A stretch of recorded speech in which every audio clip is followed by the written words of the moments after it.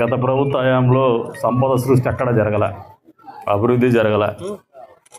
ఈ 7 నెలల కాలంలో గ్రామీణ ప్రాంతంలో రోడ్లకు ఒక మహర్దశ తీసుకురావాలా, అదే రంగా ఒక సంపద సృష్టి జరగాలనే ఆలోచనతో జాతీయ ఉపాధి హామీ పథకాన్ని అనుసంధానం చేస్తూ ఏర్పాటు చేసి గోకులం షెడ్లు కావచ్చు, రోడ్లు కావచ్చు నిర్మించేటువంటి కార్యక్రమంలో భాగంగా ఈ రోజున పల్లె పండుగ కార్యక్రమంలో భాగంగా ఈ కార్యక్రమాన్ని నిర్వహిస్తున్నటువంటి సభాధ్యక్షులు ఏపీడి రమేష్ బాబు గారికి, అదేవిధంగా వేదిక మీద ఉన్నటువంటి ఎంపీడీఓ తహసీల్దార్ గారికి, వివిధ హోదాల్లో ఆసీనులైనటువంటి అధికారులకి, నాతోటి తెలుగుదేశం పార్టీ నాయకులకి, విచ్చేసినటువంటి కుంట్లవాండ్లపల్లి కదా ఇది కుంట్లవాండ్లపల్లి గ్రామ సోదరిమణులకి పేరు పేరు నమస్కారాలు.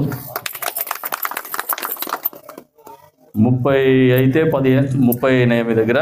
ఇక్కడ ఇవి ఉన్నాయి అంటే ఆల్మోస్ట్ 28 మొదలు పెట్టినారు. వచ్చే ఉగాది లోపల కొత్త షెడ్లు మొదలు పెట్టే కార్యక్రమం పెడదాం. ఇది మీకు అంత లోపల శివరాత్రికి అయిపోచేయండి పనులు.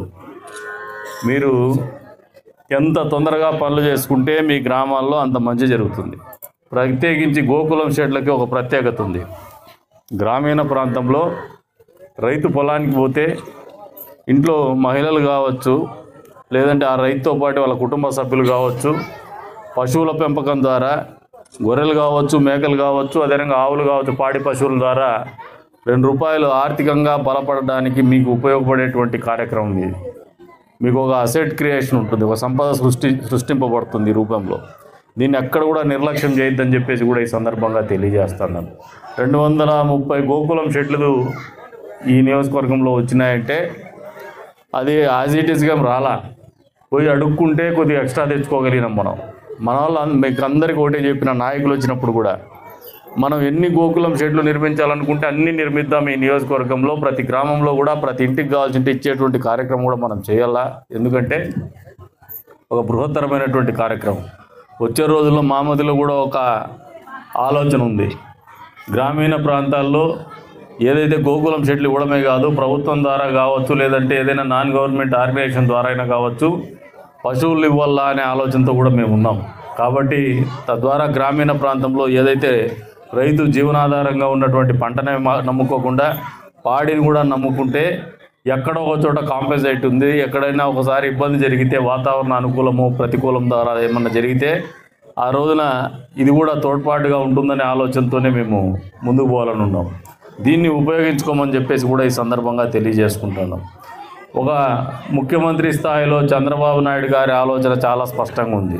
దానికి తోడ్పాటుగా ఉప ముఖ్యమంత్రి గారు కూడా ఏదైతే ఆయన డిపార్ట్మెంట్ ఉందో పంచాయతీరాజ్, అందులో భాగంగా జాతీయ ఉపాధి హామీ పథకం కూడా ఆయన కిందికి వస్తుంది. కాబట్టి అద్భుతమైనటువంటి ఫలితాలు ఇచ్చే విధంగా నిధులు విడుదల చేస్తున్నారు. నిధులు కూడా మీకు బిల్స్ కూడా తొందరగానే చేస్తున్నారు. GST ఒకటి కూడా మినహాయింపు తప్పితే మిగతా అంతా కూడా వెంటనే చేస్తున్నామని చెప్పేసి కూడా ఏపీడీ గారు చెప్పారు ఇందాక.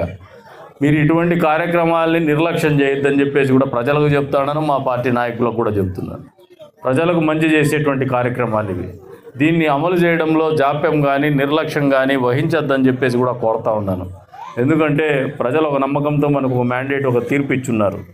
ఆ తీర్పు న్యాయం జరిగే రకంగా మనం పనిచేయాల్సినటువంటి బాధ్యత మన మీదే ఉందనేది కూడా మీరు విస్మరించొద్దని చెప్పేసి కూడా ఈ సందర్భంగా తెలియజేస్తున్నాను.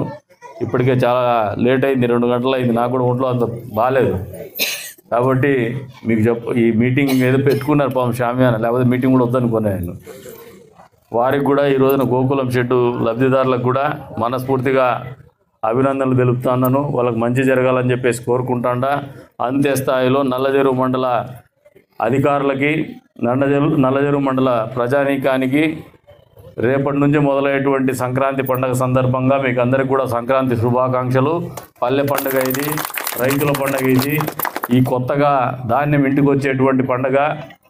ఈ పండుగ అనేది మీ అందరి జీవితాల్లో, మనందరి జీవితాల్లో సంతోషాన్ని తీసుకురావాలని చెప్పేసి మరొకసారి మనస్ఫూర్తిగా కోరుకుంటూ, మరొకసారి మీకు సంక్రాంతి శుభాకాంక్షలు తెలుపుకుంటూ సెలవు తీసుకుంటున్నాను. జై హింద్.